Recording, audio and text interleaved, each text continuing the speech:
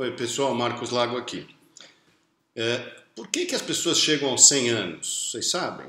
Tá? Vamos falar primeiro que idade a gente deveria chegar, qual é a programação, como funciona a longevidade humana. Funciona assim, duas regras bem fáceis de entender. Primeira regra do tamanho do bicho, do tamanho do mamífero. A natureza programou que quanto maior o mamífero, mais tempo ele dura, e quanto menor, menos tempo ele dura. De tal maneira que a gente tem ratinhos que duram 3 anos e o elefante que dura 50 anos. Muito bom. Nós, em termos de tamanho, onde a gente está? A gente está perto dos macacos, dos primatas que são parentes genéticos nossos. Então, pelo nosso tamanho, a gente deveria durar 33 anos apenas, tá? A gente dura 100, né? Ou perto de 100 hoje em dia.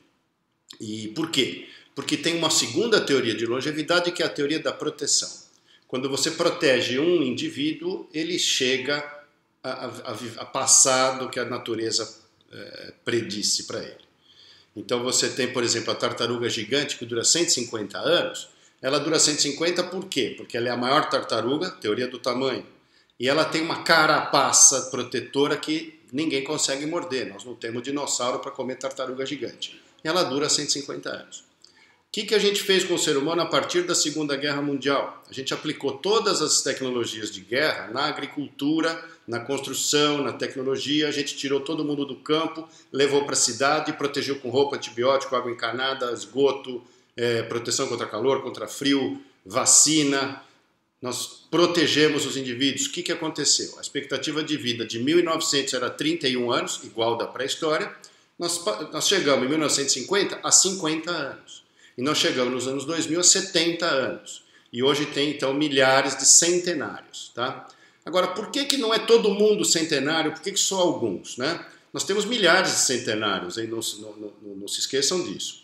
O centenário é muito interessante, porque foi feito um trabalho legal em 4 países que têm milhares de centenários. A Itália, a Alemanha, o Japão e Israel. Tá? Esses 4 se encontraram na Segunda Guerra Mundial de maneira esquisita. A coisa mudou um pouco hoje, eles participaram do mesmo estudo e tem milhares de centenários.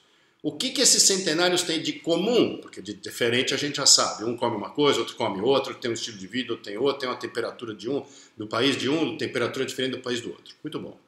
Igual, eles têm o seguinte, 2 substâncias, 2 hormônios em baixa quantidade. Quais são? Insulina e hormônio de crescimento parecido com insulina, que a sigla é IGF, tá? O I de insulina.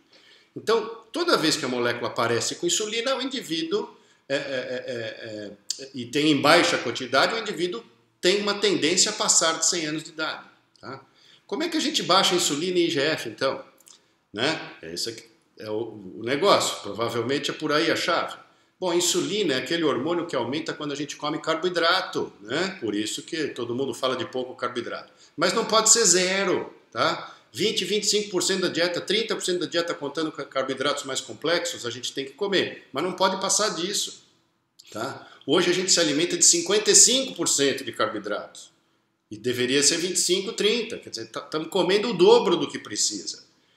Baixar a insulina desse jeito. Exercício físico moderado, baixa a insulina. Consome também os açúcares. Né? Melhora o funcionamento do corpo e produção do hormônio de crescimento não é tão necessária também. Tá? Dormir é importante para a regulação do hormônio de crescimento, do IGF. Dormir é importante para controlar o apetite e a produção de insulina. Tá? Agora, muito importante nos dias de hoje se a gente deveria somente durar 33, que é o que a natureza predisse, e a gente dura 100, a gente tem perdas muito grandes de um outro hormônio muito importante chamado testosterona. A testosterona é que alimenta o cérebro, o coração, a musculatura, tá? E o nosso metabolismo.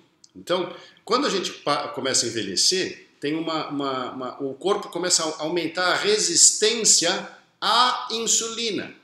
Ele não ouve mais o estímulo da insulina. Então a gente começa a produzir a mais do que deveria. Mesmo não só com alimentação, não só comendo errado, mas com o passar do tempo a resistência periférica à insulina aumenta e a gente tem uma tendência a não chegar aos 100 anos.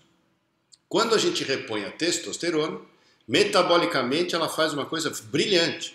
diminui a resistência periférica à insulina e a insulina começa a cair e você começa a entrar numa chance maior de chegar a 100 anos. E mais, o centenário, não tem centenário obeso, né, pessoal?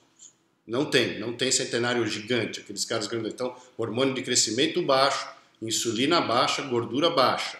Tá? A testosterona faz exatamente isso, né? Quando você começa a reposição, a sua insulina começa a cair, tá? Aconteceu comigo, eu tinha uma insulina mais alta, 9, 10, tá? Hoje a minha insulina é 3, então a produção de gordura que eu tenho é muito pequena. O meu IGF, o meu hormônio de crescimento, que era mais alto, hoje ele é menor do que 200, tá? Então a tendência, uma chance maior que eu tenho de chegar à centenariedade, tá bom? É por aí, qualquer dúvida, me fala.